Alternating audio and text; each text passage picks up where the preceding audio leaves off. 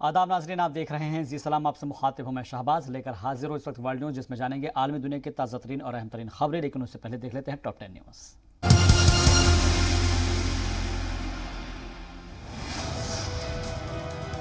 भारत के खिलाफ चीन ने फिर की हिमाकत। 6 जुलाई को लद्दाख के डेमचौक में चीनी फौज ने लामा के जश्न की मुखालफत की।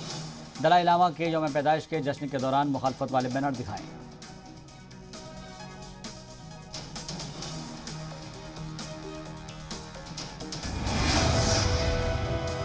अमेरिकी फौज की वापसी के बाद अफगानिस्तान में तालिबान की बढ़ता तेज। अफगानी फौजियों को चुन चुन कर बना रहे हैं निशाना। 22 अफगानी कमांडो के कत्ल का वीडियो वायरल।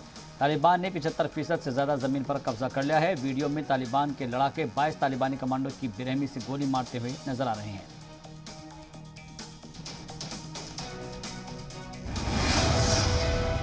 अफगानी और अमेरिकी फौजियों के इस्तेमाल हथियार तालिबान के पास पहुंच रहे हैं और आईबी का शक है कि मुस्तकबिल में यह हथियार कश्मीर में एक्टिव दहशतगर्दाना तंजीम तक आ सकते हैं।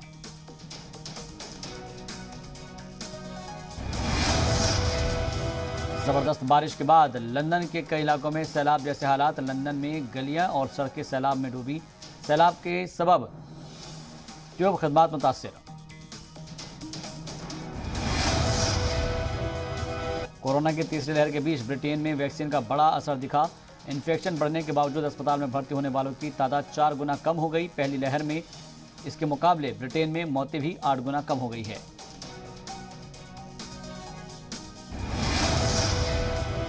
टोक्यो ओलंपिक में शामिल होने वाले हिंदुस्तानी खिलाड़ियों से वजीर आजम मोदी ने की मुलाकात। खिलाड़ियों को दी जीत की मुबारकबाद।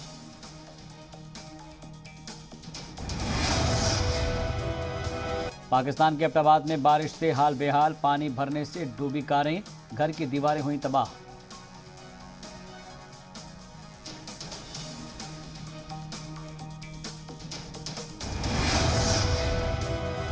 इराक की राजधानी बगदाद में एक हॉस्पिटल में लगी शदीद आग। कोरोना वार्ड में लगी आग से 50 लोगों की मौत, कई लोगों की हालत नाजुक।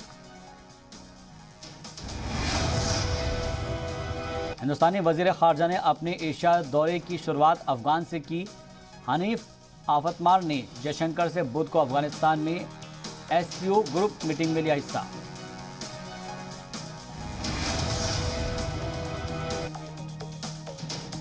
भारत श्रीलंका मैचों की शेड्यूल के बाद वक्त में बड़ा बदलाव। पहला वनडे इतवार को दोपहर 2:30 बजे की बजाय अब 3 बजे से होगा शुरू।